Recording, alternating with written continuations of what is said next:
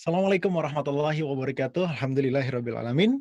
Wa bihi nasta'inu ala umuri dunya waddin. Wassalatu wassalamu ala asyrafil anbiya'i wal mursalin sayyidina Muhammadin wa ala alihi wa ashabihi wa man tabi'ahum bi ihsanin ila yaumiddin. Asyhadu an la ilaha illallah wahdahu la syarikalah wa asyhadu anna Muhammadan abduhu wa rasuluhu la nabiyya wa la rasula ba'dah.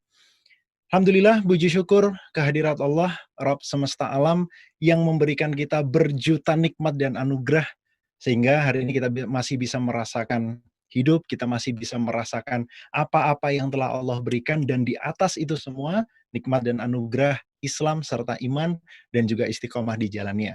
Salawat serta salam senantiasa tercurah kepada junjungan kita Nabi besar Muhammad Sallallahu Alaihi Wasallam, keluarga beliau, para sahabatnya, dan umat yang setia hingga akhir zaman. Pemirsa Khilafah Channel, dimanapun Anda berada, Alhamdulillah di kesempatan hari ini, hari Kamis 20 Agustus 2020, atau bertepatan juga dengan tanggal 1 Muharram 1442 Hijriah, kita dapat berjumpa dalam acara premier film Jejak Khilafah di Nusantara. Dan pertama-tama tentu saja kami mengucapkan permohonan maaf sebesarnya karena keterlambatan yang sudah berjalan 1 jam ini, karena tadi ada sedikit gangguan. Tapi alhamdulillah atas izin Allah ini semua dapat teratasi. Ya, saya mungkin ingin menyapa pemirsa dulu yang sudah masuk. Alhamdulillah sampai tadi pagi sudah lebih dari 250.000 peserta yang mendaftarkan diri untuk menyaksikan premier Jejak Khilafah di Nusantara ini. Dan semoga niatan kita adalah untuk senantiasa mengharapkan ridho Allah Subhanahu wa taala. Dan kalau boleh dibilang juga film ini sudah tersebar beritanya terlebih dahulu, entah itu pro kontra dan sebagainya, tapi tenang saja, premiernya baru hari ini, dan tentu saja ini akan menjawab pertanyaan kita, apa sih film Jejak Khilafah di Nusantara? Apakah ini film sejarah, film dokumenter, film action mungkin? Ya, tapi yang pasti, film ini akan mengingatkan kita sebagaimana trailer yang sudah beredar, teaser-teaser yang juga sudah beredar, tentu saja ini mengingatkan kita, bahwa dulu di Nusantara, di negeri kita ini, pernah ada, jejak sebuah negara adidaya bernama Khilafah Islamiyah, dan Khilafah Islamiyah ini telah memberikan, pengaruh atau dampak besar sekali bagi kehidupan kita saat ini, dan banyak sekali peninggalan-peninggalannya, serta, apa yang kita rasakan saat ini ternyata banyak sekali yang, diberikan oleh, orang-orang yang membawa Islam, masuk ke Nusantara atau ke Indonesia ini. Dan alhamdulillah di kesempatan hari ini nanti kita nggak hanya akan nonton film, tapi kita juga akan berjumpa dengan orang-orang yang ada di balik film, dan kita akan kulik-kulik apa saja yang, menjadi rahasia di balik film ini. Karena mungkin, pemirsa mengikuti launching-nya beberapa waktu yang lalu, di sana sempat disebutkan. Oh, nggak jadi, saya nggak sampaikan ya, nanti aja di akhir biar menjadi kejutan. Biar, rekan-rekan saya, biar orang-orang yang berada di balik, layar ini yang nanti akan, menyampaikannya.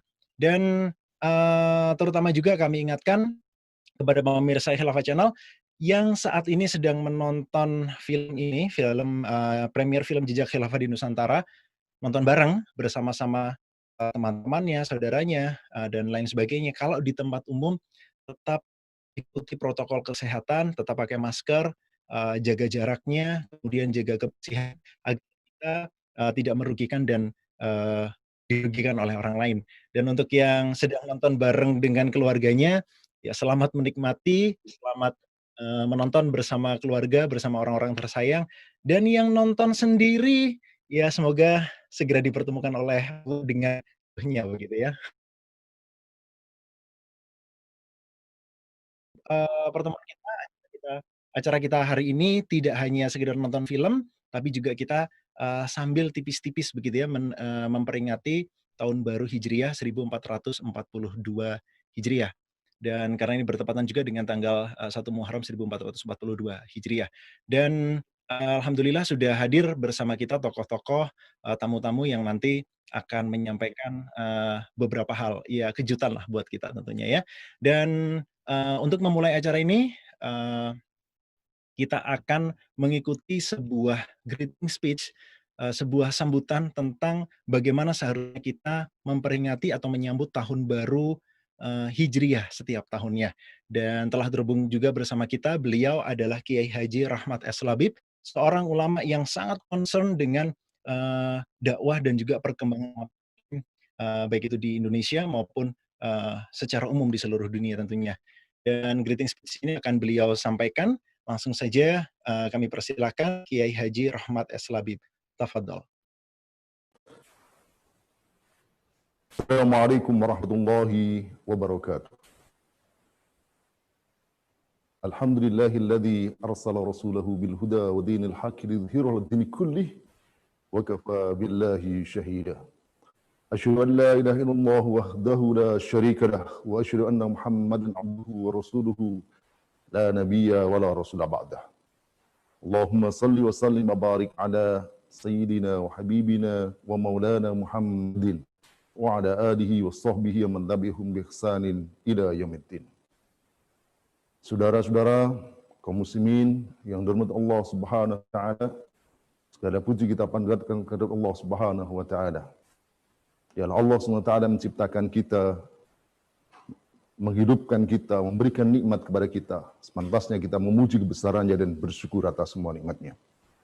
Salawat dan salam semoga Allah limpahkan pada junjungan kita Rasulullah sallallahu alaihi wasallam serta keluarganya, para sahabatnya dan seluruh pengikutnya ila yaumil qiyamah. Saudara-saudara yang dirahmati Allah Subhanahu wa taala, hari ini 1 Muharram 1442 Hijriah.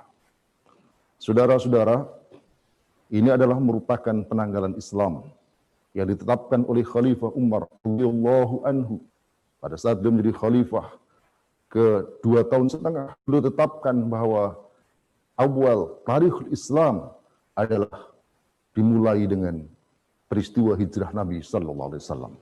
Setelah beliau bermusyawarah dengan para sahabat, akhirnya sepakatlah mereka bahwa tahun pertama umat Islam dimulai pada peristiwa hijrah.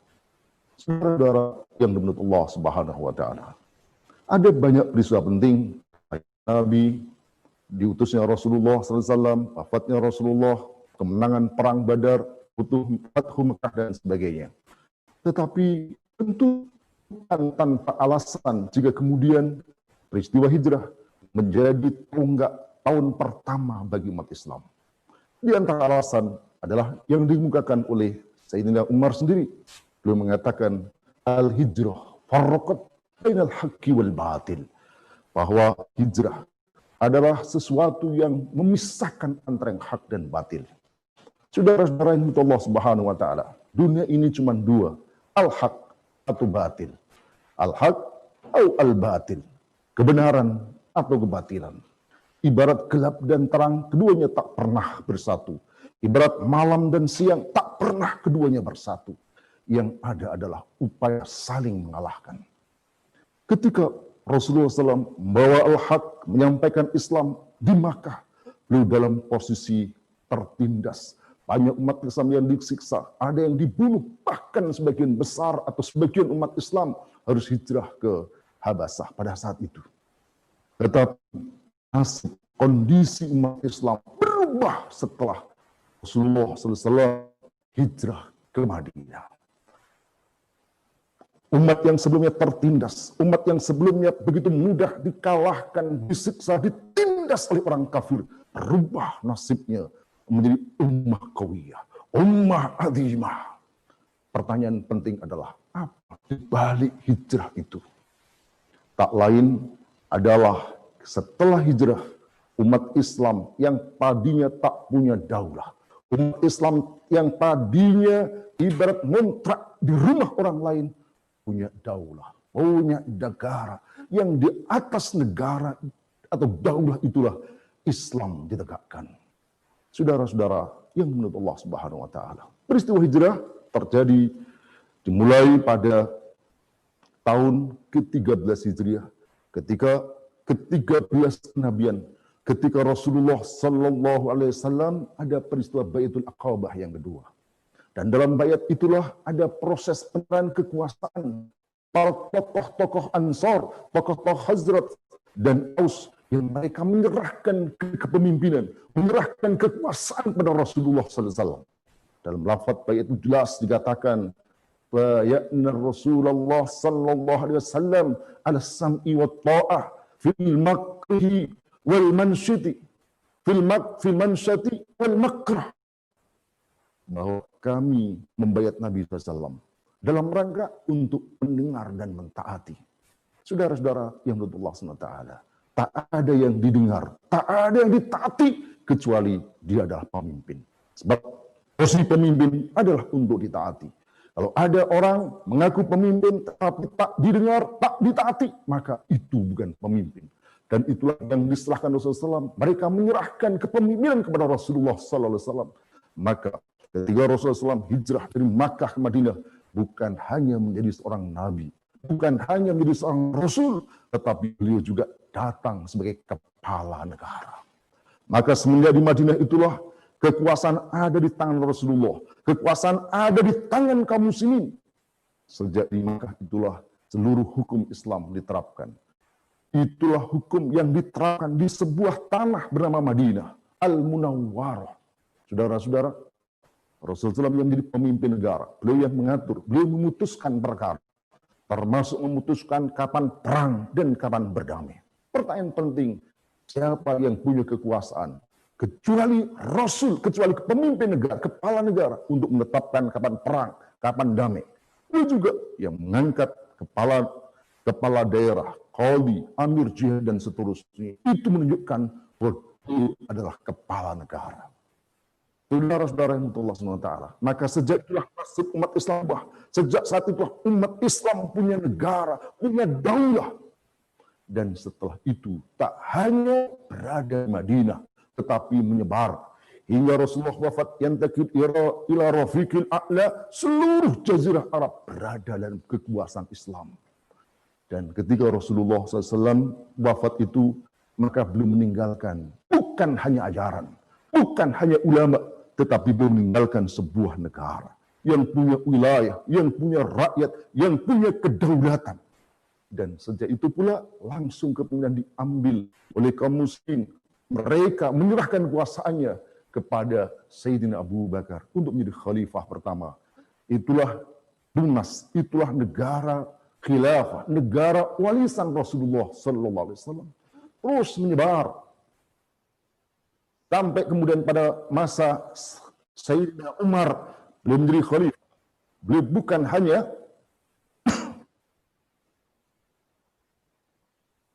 bukan hanya berhenti di Jazirah Arab. Mesir ditaklukkan, Syam ditaklukkan, bahkan Persia pun ditaklukkan. Kalau Persia adalah sebuah negara adidaya kedua pada saat itu. Itu terus berlangsung selama 13 abad. Umat Islam memiliki negara. Umat Islam berada dalam kekuasaan, dan saat itu umat Islam mengalami kemuliaan yang luar biasa. Saudara-saudara yang Allah SWT, setelah masa khilafah Rasidah, kemudian dilanjutkan dengan khilafah Umayyah, Abbasiyah, dan yang terakhir khilafah Utsmaniyah. Dan pada tahun 1924, itulah kemudian khilafah Utsmaniyah diruntuhkan oleh Mustafa Kemal Atatürk beserta negara-negara kafir penjajah. Saudara-saudara yang Allah SWT, sejak itulah umat Islam tak punya negara seperti yang sekarang. Maka berubahlah nasib umat Islam yang tadi menjadi umat yang kuat, umat yang besar, menjadi umat yang mudah ditaklukkan. Maka jika ingin kita kembali kepada kemuliaan Islam, kita kembali umat Islam menjadi umat yang besar, ummah qadimah, ummah qawiyah, ummah karimah, maka tak ada pilihan lain kecuali mengembalikan khilafah seperti sebelumnya. Takbir! Allahu Akbar. Saudara-saudara yang betul Allah SWT, ini yang dikatakan oleh Sayyidina Umar. Beliau mengatakan, kunna ummatan adimah, kunna ummatan adillah, fa'azanallahu bil Islam, aradnal izzah bi ghairil Islam, adallanallah. Dulu kita adalah umat yang hina, lalu Allah muliakan kita dengan Islam. Maka barang siapa, maka jika kita menginginkan kemuliaan bukan selain Islam, maka kehinaan yang akan terjadi. Maka saudara-saudara Allah SWT, peringatan hijrah ini hanya akan bermakna ketika umat Islam sadar bahwa umat Islam ini lemah, umat Islam itu tertindas karena tak punya khilafah. Ini menjadi peringatan, ini menjadi bermakna ketika mereka menyadari bahwa untuk memuliakan Islam harus kembali kepada khilafah. Khilafah yang juga termasuk menyebarkan ke sini, ke negeri ini, jejak-jejaknya ada di sini, dan inilah yang akan kita saksikan dalam film ini. Jadi terakhir, saudara-saudara, kesempatan ini telah kita kukuhkan semata untuk tetap istiqomah berjuang menegakkan khilafah. Kepalkan tangannya, acungkan ke udara, teriakkan takbir, Allahu Akbar, Allahu Akbar, Allahu Akbar. Assalamualaikum warahmatullahi wabarakatuh. Waalaikumsalam warahmatullahi wabarakatuh. Jazakumullah, salam jaza kami sampaikan kepada Kiai Haji Rahmat S. Labib yang tiap kali orasinya senantiasa membangkitkan semangat kita. Bahkan kita lagi nonton bareng secara daring seperti ini, secara online seperti ini. Nah, itu semangatnya itu masih begitu terasa. Pun demikian dengan pemirsa, semoga tetap bersemangat dan lebih bersemangat lagi. Karena apa? Karena walaupun saat ini khilafah banyak sekali diperbincangkan, seakan-akan khilafah adalah hal yang baru, tapi ternyata khilafah ini telah memiliki jejak terlebih lagi di Nusantara, lebih lagi di negeri kita ini. Banyak sekali jejak yang kemudian bisa memberikan inspirasi kepada kita untuk mengingat siapa kita pada saat siapa kita dulu dan bagaimana Islam dulu benar-benar menyentuh bumi Nusantara ini. Nah, untuk itu sebelum kita masuk ke film yang kita tunggu-tunggu, nah kita akan menyapa dulu ada 3 orang yang beliau-beliau ini adalah orang yang ada di balik pembuatan film Jejak Khilafah di Nusantara ini. Yang pertama ada Ustadz Ismail Yusanto, beliau adalah penasihat komunitas literasi Islam. Kemudian yang kedua, tentu saja siapa lagi kalau bukan Bung Niko Pandawa, sutradara kita, yang waktu launching sudah ngasih spoiler gitu ya. Saya kalau nonton itu ibaratnya, waduh keluar lagi spoilernya gitu. Jadi deg-degan terus, wah ini jangan-jangan nanti banyak bocoran yang muncul ya. Kemudian yang ketiga ada Bung Septian, beliau adalah seorang sejarawan muda dan juga script writer dari film Jejak Khilafah di Nusantara. Jadi ternyata jejak khilafah itu banyak sekali, bahkan di baju saya ini ada jejak khilafahnya juga. Ini batiknya motifnya khilafah. Ini bukan, cari aja di Instagram, batik khilafah begitu, insya Allah akan ketemu. Nah, baik untuk menyambut ketiga pembicara kita sudah hadir di studio juga rekan saya Pak Karebet Wijaya Kusuma yang akan menemani ketiga tamu kita, menemani 3 pembicara kita untuk berbincang seputar film Jejak Khilafah di Nusantara. Langsung aja kita hubungi di studio. Assalamualaikum warahmatullahi wabarakatuh, Pak Karebet. Assalamualaikum warahmatullahi wabarakatuh, Mas Dias. Sehat Mas Dias? Alhamdulillah. Pak Karebet, apa kabar nih? Kalau di tempat lain saya alhamdulillah luar biasa, Allahu Akbar. Kalau di sini juga sama, alhamdulillah luar biasa, Allahu Akbar. Oke. Sama Saya aja juga itu. nggak kalah sama Mas Dias ya. Saya juga pakai kaosnya loh. Nah, Oke. Waduh. Mas Dias nggak punya kan? Belum nyampe. Kaosnya nih. Masya Allah, itu pemirsa yang sudah pesan, nah ditunggu kedatangannya kaosnya ya. Sudah Kaosnya ya, jangan orangnya ya. Apa? Orangnya juga nggak apa-apa. Itu kalau Pak Karebet kan selalu menginspirasi gitu orang.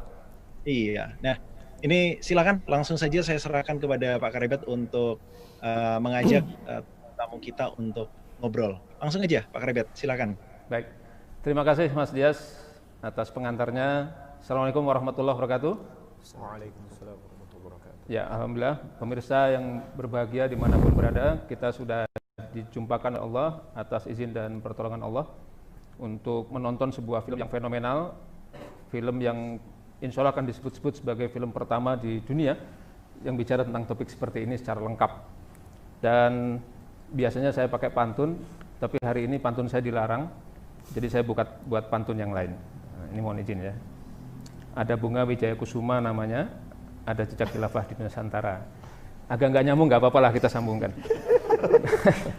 Baik, kita ngobrol-ngobrol dengan 3 tokoh di samping kiri saya ya.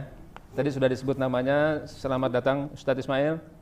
Semoga selalu sehat, penuh berkah. Kemudian Bung mana dulu nih ya? Tengah dulu apa pinggir dulu nih? Bung Niko dulu lah, Bung Niko. Selamat datang Bung Niko. Alhamdulillah. Kayaknya tambah semangat daripada yang dulu. Oh iya lah, siap. Karena pakai batik sekarang. Mau kondangan. Oh, mau kondangan. Kondangan di sebelah sana ya. Iya. Biasa kan. Oke, Bung Septian. Selamat datang Bung Septian. Sehat ya. Alhamdulillah. Semoga Allah memelihara mereka bertiga dan kita semua karena kita sedang berada dalam jalur bagaimana mendakwakan Islam yang sesungguhnya. Pemirsa yang berbahagia, saya akan mulai saja pertama-tama ke Ustadz Ismail yang paling dekat dengan saya. Ustadz kan penasehat KLI ya, Komunitas Literasi Islam ya, organisasi di balik film ini. Yang pertama sebenarnya bagaimana Islam memandang sejarah, Ustadz? Sehingga begitu pentingnya film ini untuk kita tonton. Iya, baik. Bismillahirrahmanirrahim. Assalamualaikum warahmatullahi wabarakatuh. Assalamualaikum warahmatullahi wabarakatuh. Sejarah atau tarikh atau di dalam Al-Quran itu kita menemukan istilah kisah ya, atau qasas. Ya. Itu penting untuk kita pelajari karena di dalamnya itu ada ibroh. Ibroh ya. Al-Quran itu disebut qad kana fi qasasihim ibrot liulil albab. Ya, sungguh di dalam kisah-kisah mereka itu ada ibroh bagi ulil albab, orang yang berpikir. Ibroh itu apa? Ibroh itu pelajaran. Ibroh itu ada lesson, ya, ada hikmah di balik itu.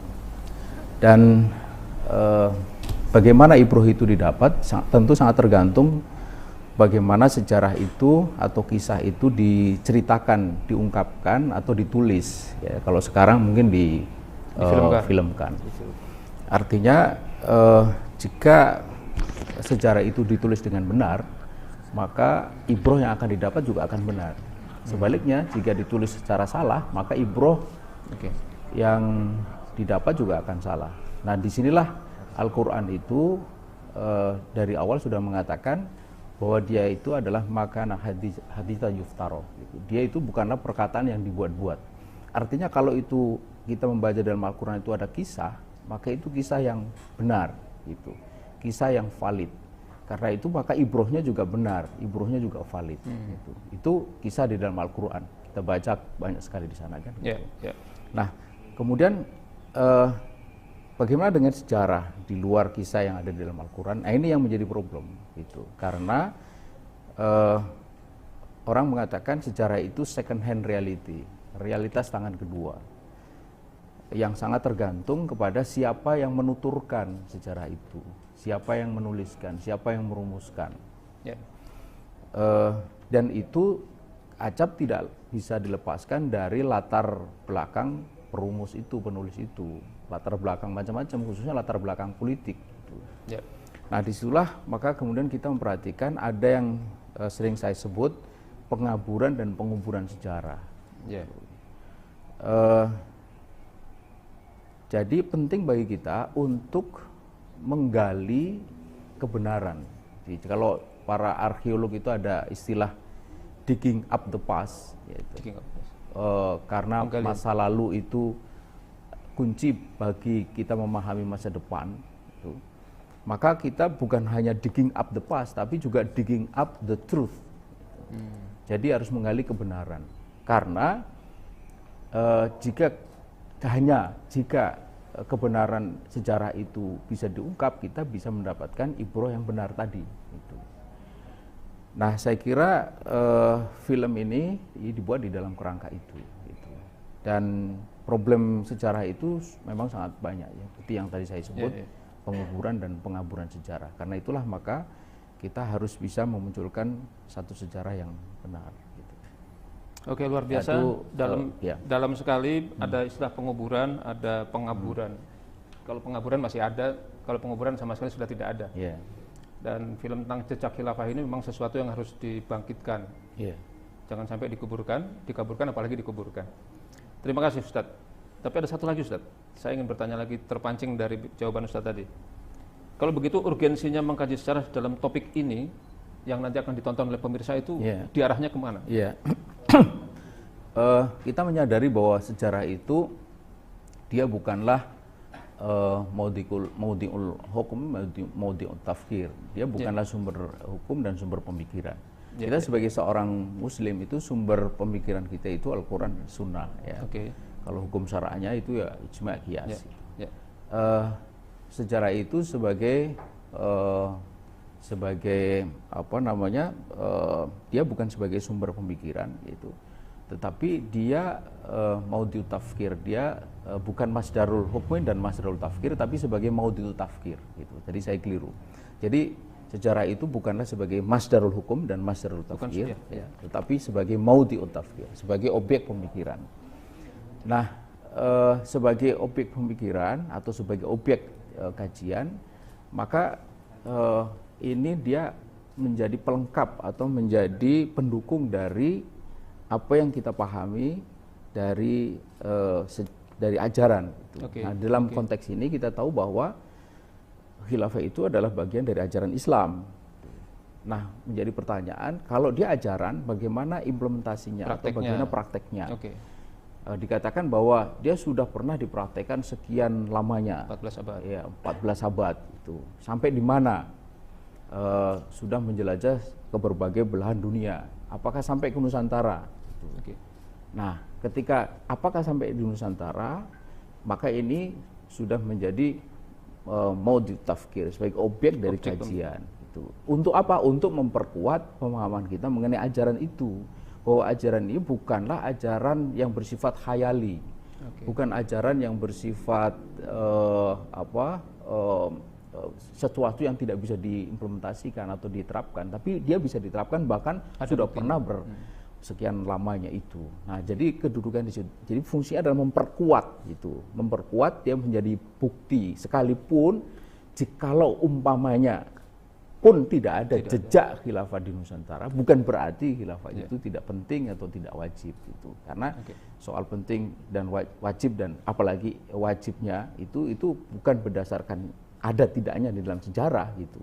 Tetapi itu kembali kepada sumber dalil. Status hukum tidak berubah, tapi adanya bukti sejarah itu memotivasi kita untuk melaksanakan. Gitu. Dan itu menguatkan kita bahwa ternyata memang itu pernah ada gitu. Apalagi kemudian adanya itu tidak jauh dari kita, ada di sini gitu, di negeri ini. Ya, itu menghiasi masa lalu mbah-mbah kita atau nenek moyang kita. Jangan-jangan kita juga keturunan dari mereka. Mungkin saja. Ini harus dicek ini. Tapi nantilah pengecekannya, terlalu lama. Baik, terima kasih Ustaz Ismail. Saya akan lanjut ke yang muda lagi ya, ini Bung Septian. Ini mohon maaf, ini tidak di skenario ya, semua pakai kacamata. Jadi biasanya saya akan yang pakai kacamata, ternyata semua pakai kacamata. Bung Septian, Bung Septian ini saya tahu sejarawan muda ya, backgroundnya sudah S2 ya, skripsi, tesis dan sebagainya. Ternyata semuanya bicara tentang khilafah Nusantara. Sebagai sejarawan muda juga tadi disebut sebagai script writer, ternyata juga beliau script consultant dan humas di KDN ya. Pertanyaan saya, apa latar belakangnya membuat film ini? Bukankah sudah ada film-film sebelumnya, misalnya ada Wali Songo, kita pernah nonton dulu? Assalamualaikum warahmatullahi wabarakatuh. Assalamualaikum. Ya, latar belakang kami untuk membuat film ini adalah sebetulnya untuk menjawab tantangan zaman. Kita melihat dewasa ini kan khilafah ini menjadi pembicaraan, obrolan dari masyarakat Indonesia bahkan dunia. Sekali riset di luar itu mengatakan khilafah ini menjadi satu topik yang paling panas di dunia yang diobrolkan. Saya selaku sejarawan, selaku yang memiliki riwayat pendidikan di ilmu sejarah, juga aktif untuk melakukan riset mengenai khilafah sejak kuliah dan ketika di KLI, merasa terketuk untuk bisa menghadirkan tentang riwayat atau kisah tentang khilafah ini di tengah-tengah masyarakat Indonesia. Kenapa harus JKDN? Kenapa harus JKDN? Kita ingin menampilkan dengan format yang lebih menarik, yaitu dengan film. Dan menurut kami belum ada sebelumnya film-film yang bisa menjelaskan tentang kisah hubungan antara khilafah dengan Nusantara. Banyak film-film yang lain yang belum sampai menjelaskan tentang hubungan atau relasi antara kekhilafan Islam di Timur Tengah dengan masyarakat Muslim atau rakyat di Nusantara, Indonesia dan sekitarnya. Tadi saya sebut film Wali Songo misalnya? Ya itu belum greget lah, Belum greget ya. belum greget ya untuk menjelaskan tentang hal itu. Kalau mendengarkan uraiannya Bung Septian, saya jadi merasa sebagai sejarawan ini adalah tugas sejarahnya. Iya, fardhu kifayah gitu. Oh, oke. Tugas sejarah dari sejarawan. Ya, tugasnya. Baik. Tapi masalahnya di luar sana, sebelum film ini ditayangkan, itu ada suara-suara sumbang lah. Nah, itu salah satunya yang Iya. membuat saya juga tergelitik bertanya, itu JKD disebut sebagai film propagandis. Iya. Nah, itu gimana? Saya kira di tengah sesuatu yang belum familiar isu khilafah ini, kalau dikaitkan dengan sejarah, Oke. hal-hal tersebut memang kita sudah bisa pahami dan bisa prediksi akan muncul hal-hal yang menuduh ya. Bahkan sebenarnya kan filmnya belum launching, belum dilihat juga kan, tapi tuduhan-tuduhan itu sudah muncul tentang Kenapa ada tuduhan filmnya belum muncul padahal? Nah, sebetulnya bukan karena filmnya, tapi memang karena sentimen terhadap kata khilafahnya, kata isu khilafahnya yang dikaitkan dengan Indonesia dan sebagainya. Jadi seolah-olah ada sesuatu yang politis dan lain sebagainya yang akhirnya tadi mereka yang ini persoalan politik di dalam negeri juga yang menjadi pemanas. Tapi paling tidak kita ingin memastikan bahwasanya saya gitu kan, juga ada sebelah saya Bung Niko ini, itu sama-sama memiliki latar belakang ilmu sejarah, pendidikan sejarah. Kita kuliah di studi Emang sejarah. kuliah di sejarah ya? Iya, karena memang bahasanya itu pentingnya, bahwasanya kita akan memberikan jaminan apa yang akan nanti ditonton ini adalah sesuatu yang memiliki akademis dan ilmiah. Meskipun disampaikan dengan narasi-narasi yang ringan, dengan visualisasi dan audiovisual yang sangat menarik kekinian. Tapi kami bisa pastikan bahwasanya ini bisa dipertanggungjawabkan secara akademis dan ilmiah. Kalaupun nanti ada suara sumbang, marilah kita berwacana atau berkontestasi masalah isinya gitu. Apakah itu riwayatnya benar, sumbernya benar dan lain sebagainya. Kalau dikatakan propaganda dan lain sebagainya, ya itu tidak relevan dengan apa yang kami kerjakan. dijawab dengan film. Dijawab dengan film. Baik, berarti yang menyebut propagandis itu harus nonton film ini ya? Harus nonton. Jadi makin penasaran ya? Iya, harusnya. Filmnya belum ada, udah disebut propagandis. Betul, mudah-mudahan sudah daftar mereka. Saya lihat yang orang di belakang layar film ini juga kaget juga gitu. Kok bisa orang-orang seperti ini disebut sebagai propagandis gitu? Padahal lucu ya? Lucu kan? Lucu tapi berwibawa itu. Susah mendefinisikan. Terima kasih. Baik, terima kasih Bung Septian ya. Saya sudah buat juga pertanyaan untuk Bung Niko. Ini sama-sama sejarawan, tapi saya harus bagi dua pertanyaan. Kalau tadi bicara tentang kenapa film JKDN itu ke Bung Septian, kalau ke Bung Niko saya ingin lihat prosesnya, Bung. Gimana prosesnya itu? Karena ini kan Nusantara ya, dari ujung sana sampai ujung timur. Iya. Bagaimana mengelaborasinya? Ya, bismillahirrahmanirrahim. Jadi kita membuat film ini, saya sebagai scriptwriter dibimbing dengan kakak saya Septian, ya Bang Septian. Ini kakaknya? Kakak Ketemu gede. kakak seperjuangan. Soalnya beda wajahnya. Ya.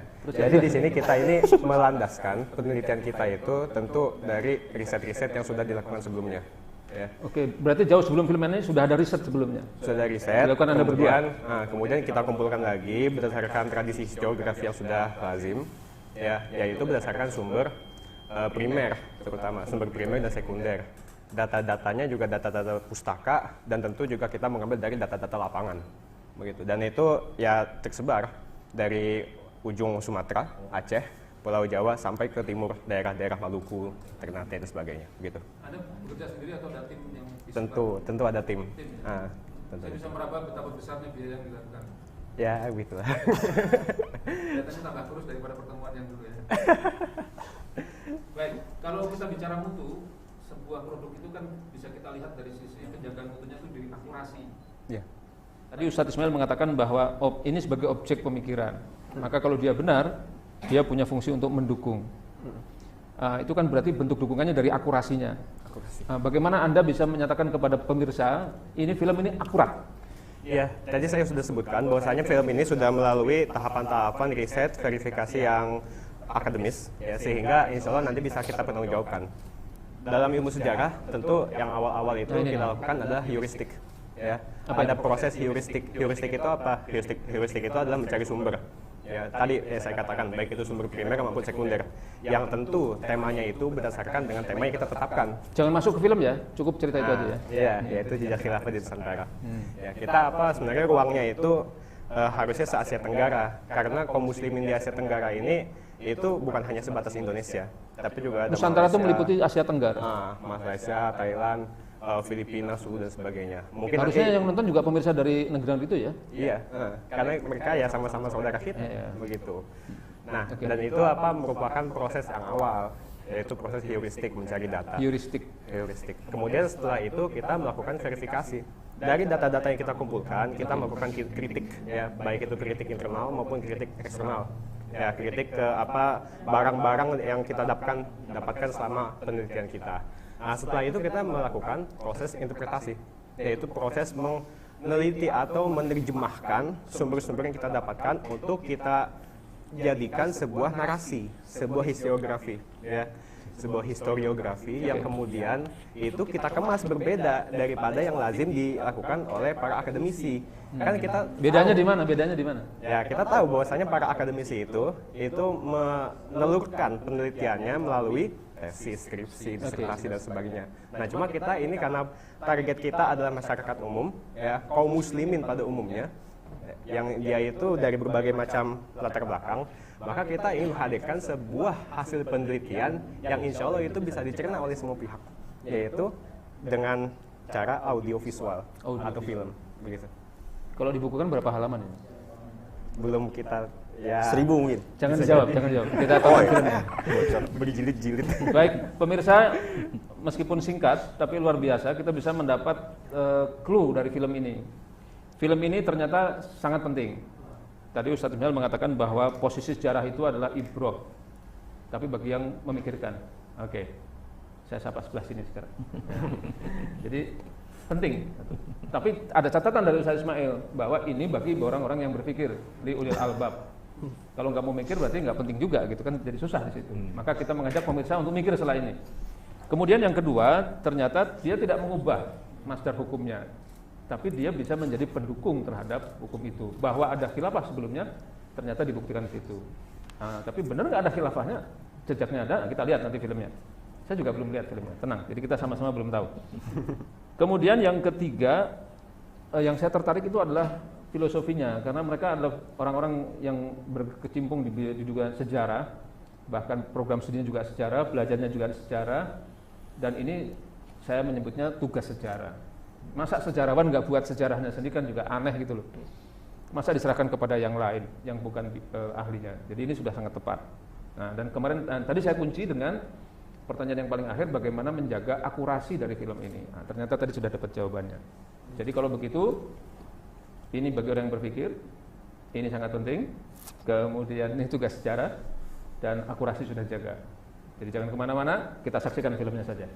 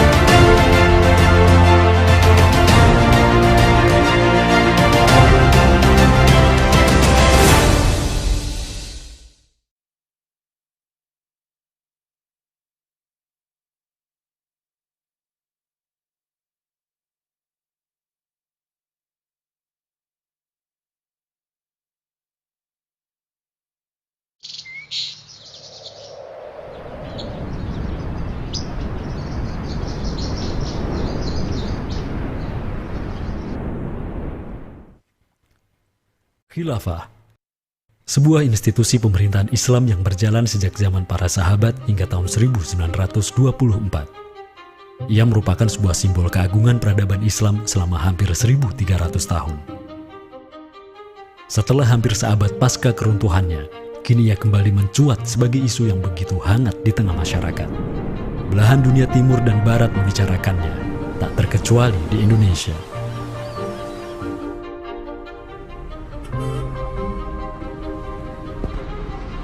perdebatan tentang khilafah tak terhindarkan. Apakah ia pantas diterima atau tidak di zaman modern saat ini? Kita tahu khilafah atau kehilafahan Islam itu di Nusantara bukan hal yang baru. Ya, sudah ada hubungan relasi antara kesultanan-kesultanan dan kerajaan Islam Nusantara dengan kehilafahan di Turki Utsmani atau wilayah Arab secara keseluruhan itu sejak abad ke-7.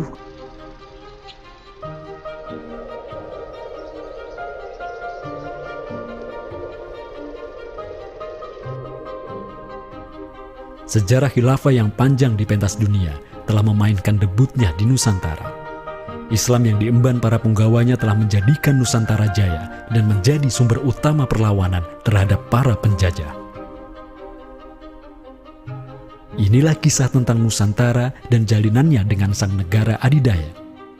Inilah kisah tentang khilafah yang menjadikan rakyat Nusantara sebagai satu umat dengan Muslim sedunia.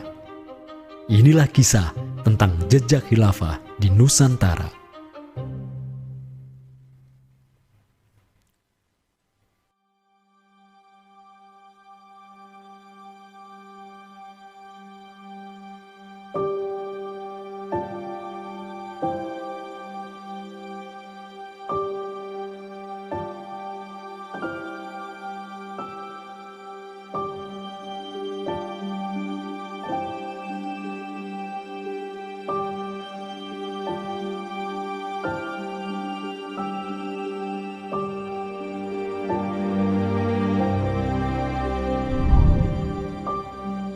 Senin, 12 Rabiul Awal tahun 11 Hijriah, bertepatan dengan tahun 632 Masehi. Seluruh langit dunia dirundung mendung. Semua orang di Madinah menundukkan wajahnya, kosong pandangan seraya bercucuran air mata. Di pagi itu, kabar duka menyeruak ke seluruh negeri. Rasulullah Sallallahu Alaihi Wasallam wafat. Pada saat Rasulullah SAW wafat, Abu Bakar itu berkhutbah. Abu Bakar mengatakan begini, Ya ayyuhan nas, inna Muhammadan qad mata. Wala budda lihada dini man yakumu bihi. Kata Abu Bakar begitu. Wahai manusia, sesungguhnya Muhammad sudah wafat. Dan urusan agama ini harus ada yang mengurusnya. Setelah Abu Bakar menyampaikan demikian, para sahabat pun segera bersepakat untuk mencari dan memilih Khalifatur Rasulillah, seorang pengganti Nabi untuk menjaga agama dan menjalankan urusan dunia. Mereka bahkan lebih menyegerakan urusan ini ketimbang menyegerakan pemakaman jasad Rasulullah SAW yang mulia, menandakan bahwa urusan kepemimpinan untuk kaum muslimin pasca wafatnya Nabi merupakan perkara yang amat mendesak. Karena itu Sayyidina Umar juga mengatakan, La islama illa bil jamaah, wala jama'atan illa bil imarah, wala imaratan illa bil ta'ah. Umar juga memahami sebagaimana yang dipahami oleh Abu Bakar. Islam ini tidak akan kuat kecuali dengan adanya jamaah, dengan adanya persatuan. Dan tidak mungkin umat ini bisa bersatu kecuali dengan adanya imarah, adanya khilafah, adanya kepemimpinan. Dan tidak mungkin adanya imarah kecuali dengan adanya ketaatan. Jadi para sahabat itu paham itu. Kemudian para sahabat itu juga menjalankan apa yang diperintahkan Nabi dalam hadis yang lain. Apa kata Rasulullah? Alaikum bisunnati. Kalian harus pegang teguh sunnahku. Wa sunnatil khulafa'ir rasyidin al-mahdiyyin min ba'di. Dan sunnah para khalifah rasyidin al-mahdiyyin min ba'di mendapatkan petunjuk setelahku. Kemudian Nabi mengatakan addu alaiha bin nawajidi. Kalian harus gigit sunnah itu dengan menggunakan gigi geram dan jangan dilepaskan. Sunnah yang ditinggalkan oleh para khulafa rasyidin itu apa? Pertanyaannya begitu. Jawabannya tidak lain adalah khilafah itu, sistem khilafah itu. Maka di Saqifah Bani Sa'idah bersepakatlah kaum muslimin untuk memilih Abu Bakar sebagai khalifah pertama untuk mengatur negara mereka yang disebut sebagai Khilafah Islamiyah. Negara Khilafah di bawah kepemimpinan Abu Bakar dan khalifah-khalifah setelahnya, Umar bin Khattab, Utsman bin Affan, dan Ali bin Abi Thalib cepat sekali berkembang.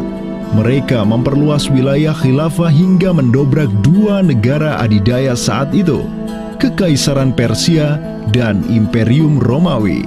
Semua aktivitas ekspansi tersebut merupakan realisasi kebijakan politik luar negeri khilafah Islamiyah, dakwah, dan jihad. Sementara di Timur Tengah sedang terjadi revolusi tauhid yang luar biasa dengan munculnya negara adidaya baru yang bernama Khilafah Islamiyah. Jauh di sebelah timur, terbentang sehamparan kepulauan yang teramat luas wilayahnya. Masing-masing pulau ini begitu hijau hutannya, mata air mengalir dengan begitu derasnya, disertai kekayaan alam yang melimpah ruah jumlahnya, baik di bawah maupun di atas tanah, baik sebelum maupun selepas pantai. Negeri itu dikenal sebagai Nusantara. Diapit oleh dua benua dan dua samudra, amatlah strategis posisi wilayah Nusantara, menjadikan ia sebagai pelabuhan dagang yang ramai, tempat bertemunya bangsa-bangsa dunia. Kala itu, belumlah penduduk di Nusantara mengenal Islam, sementara kehidupan mereka sedang diselimuti oleh kegelapan. Namun, tatkala Islam sedang membara di Timur Tengah, tentu sampailah pengaruhnya ke Nusantara.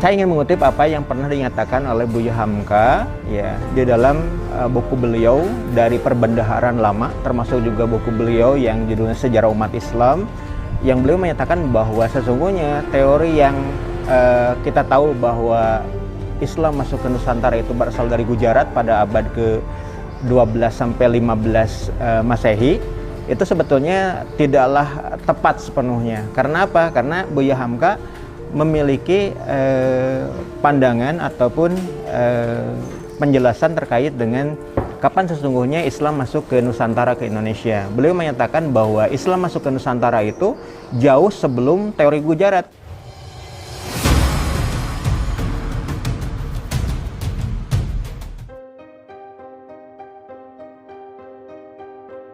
Di bawah pemerintahan Khulafaur Rasyidin yang wilayahnya membentang dari Afrika Utara sampai Persia, perdagangan kaum muslimin berkembang pesat dengan dikuasainya pelabuhan-pelabuhan strategis di Samudra Hindia.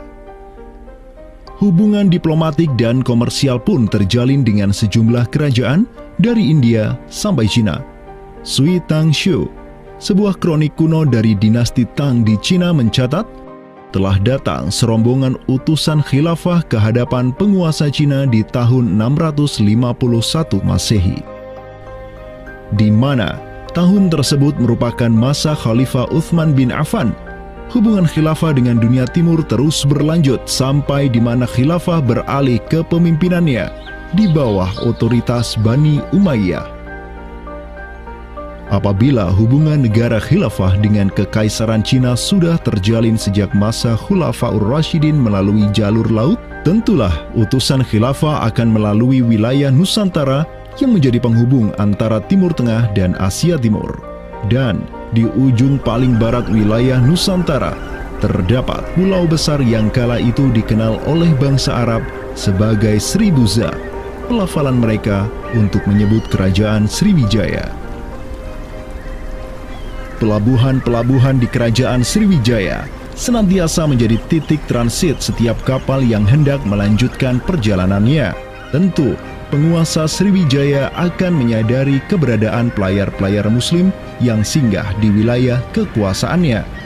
Fakta bahwa kerajaan Maharaja Indravarman di Sriwijaya itu ada komunikasi dengan Daulah Umayyah, mengirim surat 2 kali yang isi suratnya itu dari raja dengan 1000 gajah ya dan sebagainya, yang menunjukkan surat menyurat seabad itu yang menunjukkan ada hubungan kekhilafahan dengan Nusantara. Dan secara historis ya sangat logis ketika itu superpower dunia adalah khilafah. Surat yang dikirim oleh Maharaja Sri Indrawarman dari Sriwijaya tersebut dialamatkan ke Damaskus, ibu kota Khilafah Umayyah yang saat itu dipimpin oleh Khalifah Umar bin Abdul Aziz. Dalam surat itu disebutkan, min malikil amlak alladhi huwa ibnu alfi malik walladhi tahtahu bintu alfi malik walladhi fi mardatihi alfu filin walladhi lahu nahrani yumbitani al-auda wal-allawha wal-jawza wal-kafura alladhi yujadu rihuhu ala masirati 12 milan ila malikil arab alladhi la yushriku billahi syai'an. Amma ba'du, fa inni qad ba'athtu ilaika bihadiyatin wa ma hiya bihadiyatin walakinnaha tahiyatun wa ahbabtu an tab'atha ilayya rajulan yu'allimunil islama wa yuwaqqifuni ala hududihi wassalam. Maka di bawah kepemimpinan sang Khalifah Umar bin Abdul Aziz, khilafah menyebarkan rahmatan lil alamin ke segala penjuru dunia, termasuk Nusantara.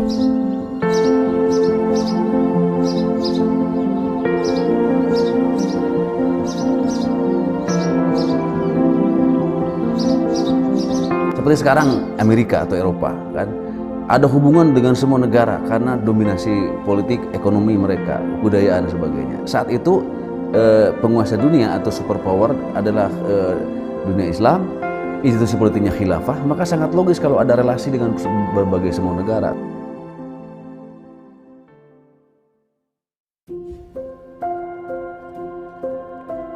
Tahun 1258,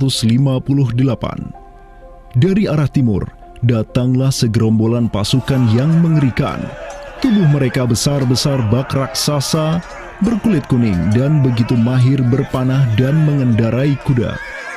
Inilah pasukan Mongol yang datang dari utara Cina. Khalifah Al-Musta'sim itu dibunuh oleh Hulagu Khan, ya, pemimpin tentara Mongol. Kemudian pasca penaklukan Baghdad, itu Baghdad menjadi kota kosong, ya. Penduduknya dibantai, khalifah dibunuh, ya. Kotanya dibakar, perpustakaannya dihancurkan, wah pokoknya kacau sekali lah. Nah, tapi ternyata banyak keluarga Abbasiyah, ya, dinasti Bani Abbasiyah yang dia itu selamat dari pembantaian orang-orang Mongol, dan mereka itu akhirnya berdiaspora, mengungsi, ya. Ada yang berdiaspora, ada yang mengungsi ke Hijaz, ada yang mengungsi ke daerah Najd, ya, ada yang mengungsi ke daerah Mesir. Ada satu keturunan Abbasiyah, Bani Abbasiyah, yang dia itu mengungsi sampai ke Aceh, gitu. Di mana Aceh itu dulu, ya, negara yang berkuasa di sana adalah Samudra Pasai.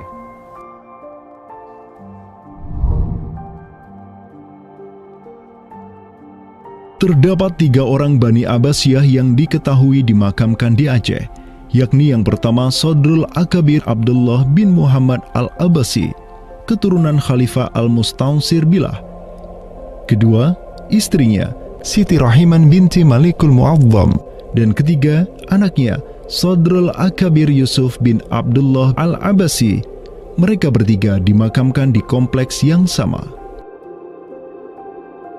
Yang paling monumental, yang paling besar di sini kita lihat adalah seorang tokoh yang memiliki predikat As-Sadr Al-Kabir ataupun pengawal para pembesar yang derajatnya mungkin setingkat dengan Perdana Menteri.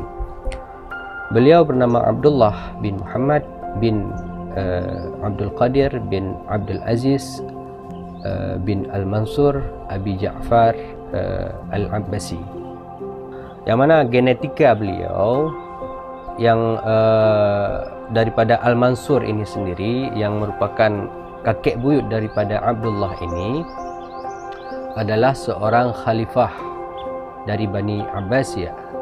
Bani Abbas ini yang terkubur di Aceh, ya, Lok Sumawe ini, ayahnya ini, ya, Muhammad bin Abdul Qadir, ternyata dia itu dicatat oleh Ibnu Battuta, ya, dicatat oleh Ibnu Battuta dalam rihlahnya kitab Tuhfatun Nazar, ya. Nah, dia itu ayahnya Abdullah bin Muhammad Sodrul Akabir yang di Pasai itu menjadi gubernur, ya, menjadi gubernur di mana? Di daerah India, gitu. Dicatat oleh Ibnu Battutah, gitu, ya.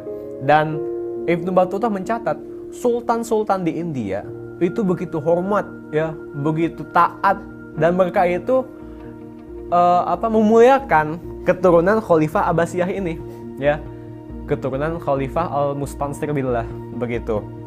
Nah, ini mengindikasikan bahwasanya apa? Sultan-sultan India itu begitu memuliakan, dan mereka itu dalam satu riwayat lain juga membaiat Khalifah Abbasiyah yang ada di Mesir. Sementara sultan-sultan di India, ya, Kesultanan Islam di India itu punya hubungan erat dengan Samudra Pasai, begitu. Nah, di sini kita bisa menduga kuat bahwasanya Samudra Pasai itu juga berbaiat kepada Khalifah Abbasiyah. Samudra Pasai pada masa itu berbaiat kepada dinasti sebelum Utsmaniyah berkuasa, yaitu kita menduga dan meyakini hal tersebut sesuai fakta-fakta yang kita temukan di lapangan bahwa Madinatul Sumatera ataupun Jaziratul Jawi, Samudra Pasai itu berbaiat langsung kepada dinasti Abbasiyah. Sultan Zainal Abidin bin Ahmad bin Malikus Zahir bin Malikus Saleh, penguasa Pasai di masa Sadrul Akabir Abdullah Al-Abbasi hidup, menyatakan baiatnya kepada Khalifah Al-Mutawakkil 'ala Allah di Kairo di awal abad ke-15. Begitu pula sebelumnya, Sultan Muhammad bin Tughluk di Delhi diikuti oleh Sultan Jalaluddin Muhammad dari dinasti Raja Ganesh di Bengali dan penguasa dari dinasti Utsmaniyah di Turki, Sultan Bayazid pertama. Seluruh sultan di dunia Islam menyatakan baiatnya kepada Khilafah Abbasiyah semenjak gelombang badai Mongol berhasil dihentikan oleh pahlawan-pahlawan Mamluk. Pusat Khilafah Abbasiyah kini berpindah ke Kairo, Mesir, dan menjadi magnet kaum muslimin global. Dari pusat khilafah inilah dakwah Islam mulai bangkit kembali dan menggencarkan aktivitasnya dengan mengirim berbagai juru dakwah ke seluruh penjuru alam. Dengan Samudra Pasai yang mendaulatkan dirinya sebagai Darul Islam yang berbaiat kepada khalifah, Samudra Pasai mengemban tugas untuk mengubah seluruh Asia Tenggara dari Darul Kufri menjadi Darul Islam. Sultan Zainal Abidin Ra Ubabdar dibantu oleh putra Sadrul Akabir Abdullah bin Muhammad Al-Abbasi, yakni Yusuf bin Abdullah, yang di pucuk pusaranya tertera nama kakeknya Khalifah Al-Mustansir Billah, banyak menaklukkan wilayah-wilayah yang belum Islam di Sumatera dan Semenanjung Malaya. Seperti Ra Ubabdar. Ra Ubabdar itu berasal dari dua kata, Ra dan Ubabdar, yang mana artinya adalah penguasa gelombang. Ini adalah sebuah predikat yang sangat luas sebenarnya maknanya, sesuai dengan masa yang ditorehkan pada waktu tersebut, bahwa Sultan Zainal Abidin Ra Ubabdar bin Ahmad bin Muhammad bin Al-Malik Al-Salih ini adalah salah satu masa kegemilangan Samudra Pasai, yang mana kita ketahui setelah masa tersebut yang memimpin Kesultanan Sumatera adalah anak keturunan daripada beliau ini, yang jumlahnya sampai 11 orang sultan. Bergerak dan terus bergerak itu meluaskan dakwah Islamnya sampai ke pulau-pulau. Itu masa Zainal Abidin Ra Ubabdar, terutama penakluk gelombang yang dijuluki beliau itu melebarkan sayap itu sampai ke seluruh Asia Tenggara. Digelarilah Sultan Zainal Abidin Pasai dengan sebutan Ra Ubabdar, bahasa Persia untuk gelar sang penakluk gelombang, karena dengan arungan pasukannya yang luar biasa di atas gelombang laut Nusantara, ia membuka banyak sekali wilayah, seperti Malaka misalnya, di mana di sanalah Sultan Zainal Abidin Ra Ubabdar menempatkan putranya Sultan Mansur sebagai penguasa Darul Islam Malaka.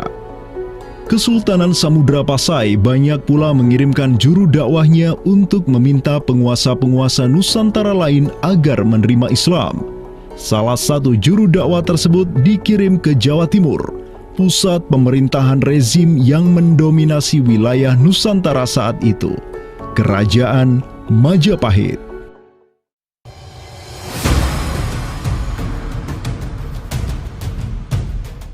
Gresik, Jawa Timur. Di kota yang hanya berjarak 60 km dari Trowulan, ibu kota kerajaan Majapahit, terbaring jasad mulia di atas pusara marmer yang begitu indah. Inilah kubur seseorang yang menginisiasi tegaknya Islam di tanah Jawa, Maulana Malik Ibrahim, yang kemudian dikenal sebagai Sunan Gresik. Malik Ibrahim adalah seorang yang berkedudukan tinggi di lingkaran kuasa Samudra Pasai, terlihat dari gelarnya yang bertajuk Umdatus Salatin wal Wuzara, pondasi para sultan dan wazir, di mana gelar tersebut adalah gelar untuk wakil Sultan Samudra Pasai sebagaimana yang dicatat oleh Ibnu Batutah.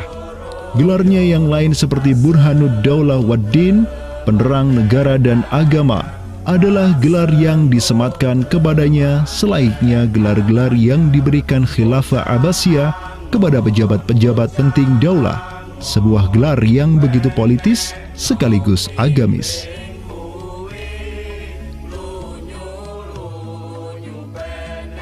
Maulana Malik Ibrahim dikirim oleh Pasai untuk mendakwahkan Islam kepada rakyat dan para penguasa Majapahit. Banyak orang-orang dari kesultanan ini, Kesultanan Samudra Pasai, yang itu berbaiat langsung ke khalifah, itu mengirim orang-orang atau orang-orang Pasai itu banyak bermigrasi ke daerah-daerah lain di Nusantara. Misalkan ya, kalau kita perhatikan makam tertua ya, salah satu makam tertua di Jawa yang sekarang terletak di Gresik, siapa orangnya ya? Pemilik makam ini itu adalah Maulana Malik Ibrahim.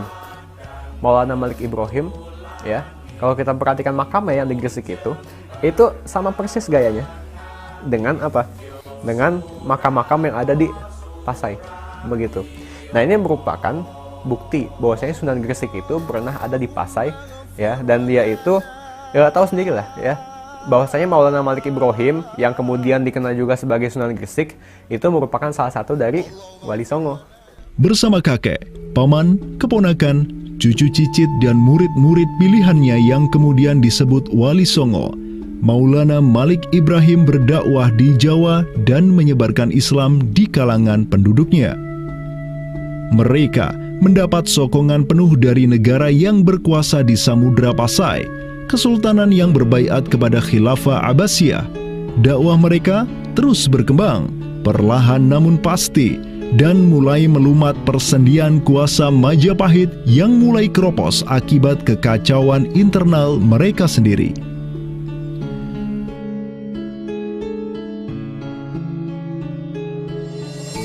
Para Wali Songo juga dihormati karena sebagian besar dari mereka menyandang status sebagai keturunan Nabi melalui jalur Husain bin Abi Thalib yang terus turun-temurun kepada Muhammad Shahib Marbal, turun lagi ke Alawi sampai ke Imam Jamaluddin Al-Husaini yang dikenal juga sebagai Syekh Maulana Jumadil Kubra, yang dari dialah para Wali Songo lahir sebagai anak-anaknya.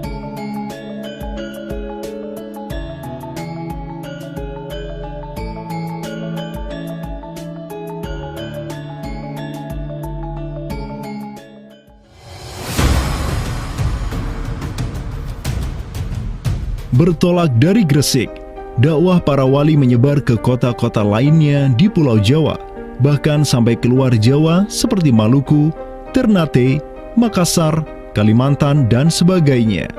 Selain kalangan rakyat, banyak pula pejabat-pejabat Majapahit yang tercerahkan dengan Islam dan sukarela mengucap syahadatain, seperti para adipati Majapahit di Palembang, Cirebon, Semarang, Pekalongan, Jipang, sampai Mataram. Tak tanggung-tanggung, di antara mereka yang berislam bahkan merupakan sang putra mahkota Majapahit sendiri, Pangeran Jimbun alias Raden Patah, yang merupakan buah dari pernikahan Raja Brawijaya kelima dengan seorang putri Cina. Ketika dewasa, Raden Patah belajar kepada Sunan Giri di Surabaya, kemudian diangkat menjadi Adipati Demak oleh ayahnya. Kemudian, di tahun 1478, Brawijaya kelima digulingkan oleh pesaingnya dari Kediri, Girindra Wardana. Tahta Majapahit yang diduduki oleh musuh ayahnya, lantas membuat Raden Patah di Demak beserta seluruh elemen Islam di Jawa pimpinan para Wali Songo bangkit berjihad melawan Girindra Wardana dan penerusnya Patih Udara. Mereka terus berjihad dengan penuh keberanian hingga akhirnya berhasil melumat kekuasaan Majapahit yang dipegang oleh para pemberontak dari pihak Girindra Wardana dan Patih Udara. Kaum muslimin pun meraih kemenangan hingga akhirnya mereka berhasil memproklamirkan berdirinya sebuah daulah Islam pertama di tanah Jawa, Kesultanan Demak, pada tahun 1482. Digelari Raden Patah sebagai Senopati Jimbun Ningrat Ngabdurrahman Panembahan Palembang Saidin Panatogomo, atau dengan gelarnya dalam bahasa Arab Sultan Syah Alam Akbar Al-Fatah. Dialah sultan yang telah memfutuhat Jawa menjadi Darul Islam. Dengan berdirinya Demak sebagai daulah Islam pertama yang berdaulat di tanah Jawa, bertambahlah kuat bargaining politik Islam di kawasan Nusantara bersama-sama dengan Kesultanan Samudra Pasai di Sumatera, Kesultanan Malaka di Semenanjung Malaya, Kesultanan Brunei di Borneo, Kesultanan Sulu di Filipina, begitu pula Sultan pertama di Ternate, Sultan Zainal Abidin, yang pernah menimba ilmu ke Jawa di bawah bimbingan Sunan Giri. Dalam rentang abad yang bersamaan, kemenangan daulah Islam di kawasan Nusantara juga diiringi dengan penaklukan Konstantinopel, ibu kota Romawi Timur, oleh salah seorang sultan dari Bani Uthmaniyah, Muhammad Al-Fatih. Penaklukan Konstantinopel sekaligus menandakan tamatnya riwayat Imperium Romawi Timur untuk selama-lamanya. Penaklukan Konstantinopel pada tahun 1453 oleh Muhammad Al-Fatih, sang Sultanur Rum, merupakan realisasi dari janji yang telah terucap ratusan tahun sebelumnya oleh lisan mulia sang Sayyidul Mustafa, Rasulullah Muhammad Sallallahu Alaihi Wasallam. Sungguh, Konstantinopel akan benar-benar ditaklukkan. Sebaik-baik pemimpin adalah pemimpin yang berhasil menaklukkan Konstantinopel, dan sebaik-baik pasukan adalah pasukan yang menyertainya. Dengan dikdayanya kuasa Islam di tanah Rum, menjadikan para penguasa Uthmaniyah mempunyai citra istimewa di kalangan rakyat Nusantara.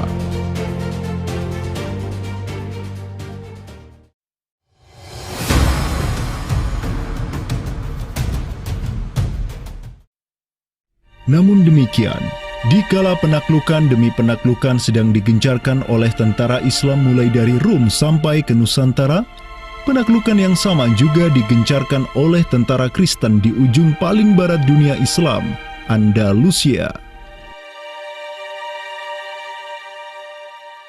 Berbeda dengan penaklukan yang kaum muslimin lakukan, di mana penduduk asli suatu tempat diberi toleransi yang luar biasa atas agama dan properti mereka, tentara Kristen Portugis dan Spanyol menaklukkan wilayah Islam di Andalusia yang saat itu sudah terpecah menjadi Reyes de Taifas atau Mulukhut Tawaif atau kerajaan-kerajaan yang saling tercerai-berai. 1492, kekuasaan Islam terakhir di Andalusia, Granada, berhasil ditaklukkan oleh suami istri yang menjadi penguasa Spanyol, Fernando de Aragon dan Isabella de Castilla. Penaklukan kembali wilayah Andalusia menjadi negara Kristen yang mereka sebut Reconquista telah menyebabkan populasi kaum muslimin di sana tersapu bersih, entah karena diusir, dimurtadkan, atau dibunuh. Selain Reconquista, kaum Kristen Spanyol dan Portugis juga mempunyai motif ekonomi untuk menjadikan diri mereka kaya, yakni dengan mencari jalur rempah di Samudra Hindia yang saat itu merupakan potensi sumber daya alam yang luar biasa. Program mereka untuk mencari rempah di Samudra Hindia mereka sebut sebagai Estado da India.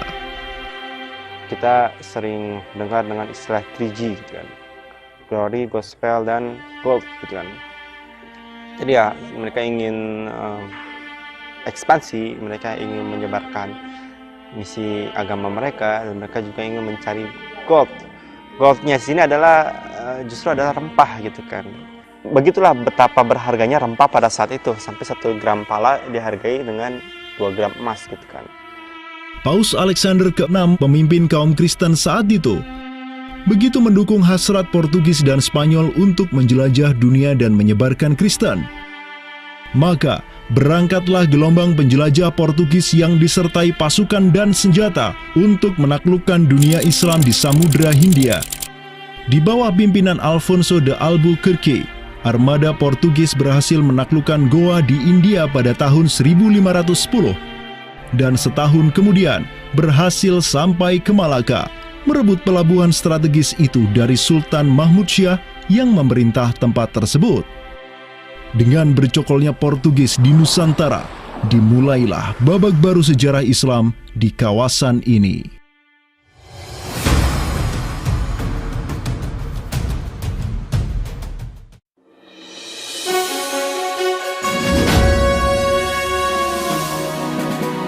Sementara di Nusantara tengah berlangsung gejolak dengan hadirnya Portugis yang berpusat di Malaka, cucu dari Sultan Muhammad Al-Fatih dari Bani Uthmaniyah, yakni Sultan Selim pertama, berhasil meluaskan pengaruh dan kekuasaannya di dunia Arab. Pada tahun 1517, beliau berhasil merebut Suriah, Mesir, dan Hijaz dari kepenguasaan kaum Mamluk. Khalifah Al-Mutawakkil 'ala Allah ketiga dari Bani Abbasiyah beserta Syarif di Makkah kini menyerahkan kepemimpinan umat Islam sedunia dan pelayanan dua kota suci kepada Sultan Salim pertama, penguasa Uthmaniyah yang bukanlah mereka berdarah Arab. Perlu dicatat bahwa penjelasan tentang Al-A'immatu fi Quraisyin itu, kalau kita merujuk kepada kitab Ar-Rawdah, Rawdatul Talibin wa Umdatul Muftin, memang ada hal yang menarik di sini. Di satu sisi ada mengatakan bahwa syarat khalifah itu harus Quraisy. Tetapi Imam Nawawi sepakat ketika katakanlah dari Quraisy tidak ada, terus diambilkan dari mana?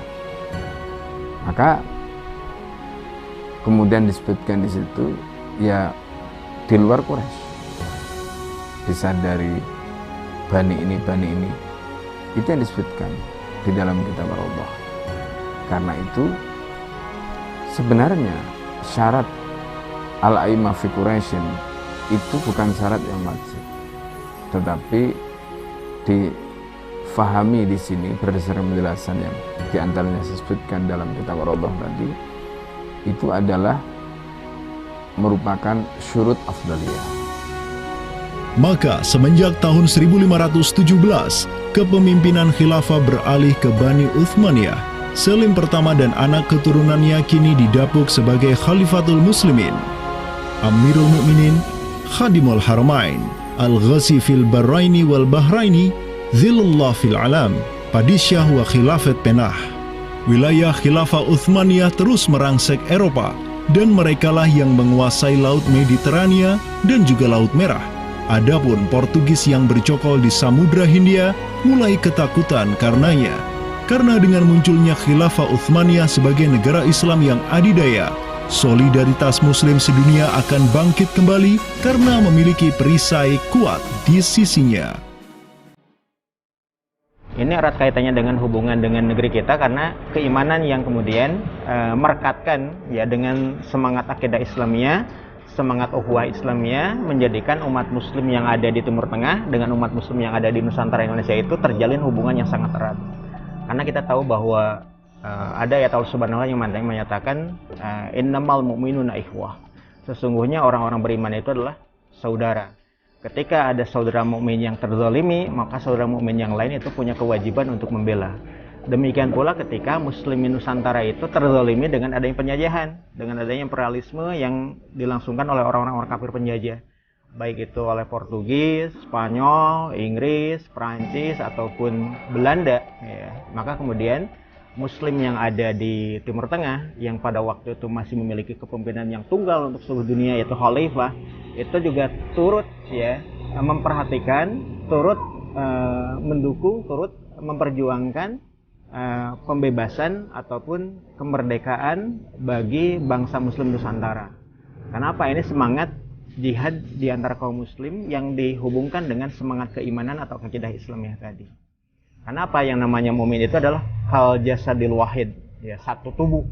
Ketika bagian tubuh yang lain itu teraniaya, maka tubuh yang lain pun punya kewajiban untuk membelanya ataupun juga ikut merasakan penderitaan yang dialami oleh bagian tubuh kaum muslim yang lain.